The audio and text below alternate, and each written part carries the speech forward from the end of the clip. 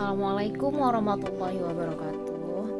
Saya Fira Agustina, NIM 1802230. Baiklah, di sini saya akan menjelaskan sedikit tentang materi yang berjudul Distribusi Logistik Administrasi Pengelolaan Barang dan Jasa.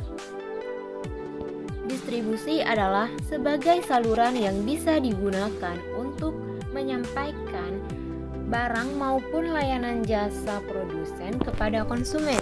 Sedangkan logistik adalah perencanaan dan pengendalian arus barang mulai dari pabrik atau produsen hingga sampai ke konsumen. Pendistribusian barang dan jasa menggunakan alternatif saluran yang didasarkan pada gelombang barang konsumen dan barang industrial. Dalam penyaluran barang konsumen yang ditujukan untuk pasar konsumen, terdapat 5 macam penyaluran. Yang pertama, produsen ke konsumen. 2. Produsen ke pengecer ke konsumen. 3.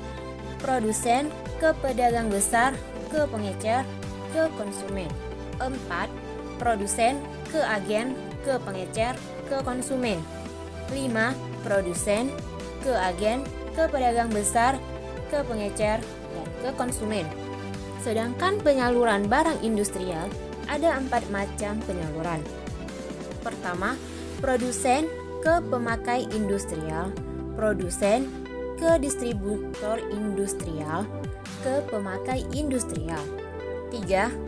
Produsen ke agen ke pemakai industrial. 4. Produsen ke agen ke distributor industrial, ke pemakai industrial. Pemilihan dan pengendalian saluran distribusi barang dan jasa dapat menjadi suatu masalah yang sulit bagi perusahaan yang hanya mengandalkan fungsi perdagangan besar dan eceran pada penyaluran tertentu saja atau penyaluran independen, karena penyaluran independen tersebut melaksanakan kegiatan bisnisnya untuk kepentingan sendiri, yang artinya mereka hanya tertarik untuk menjual barang yang meningkatkan laba.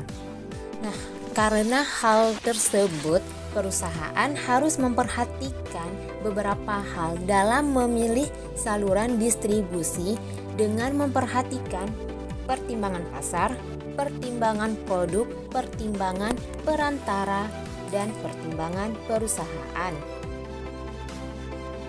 Pemilihan penyaluran distribusi dengan pertimbangan pasar dapat dilihat sebagai berikut. Yang pertama, jenis pasar, di mana untuk mencapai pasar industri, perusahaan tidak akan memerlukan pengeceran. Yang kedua, jumlah pelanggan potensial.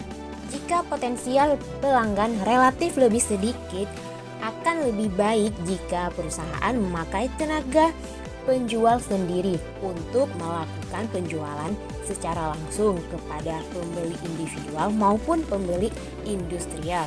Sebaliknya, perusahaan lebih baik menggunakan perantara jika potensial pelanggan relatif banyak. Yang ketiga, konsentrasi geografis pasar, di mana pemasar cenderung mendirikan cabang-cabang penjualan di pasar yang berpenduduk padat dan menggunakan perantara untuk pasar yang berpenduduk jarang.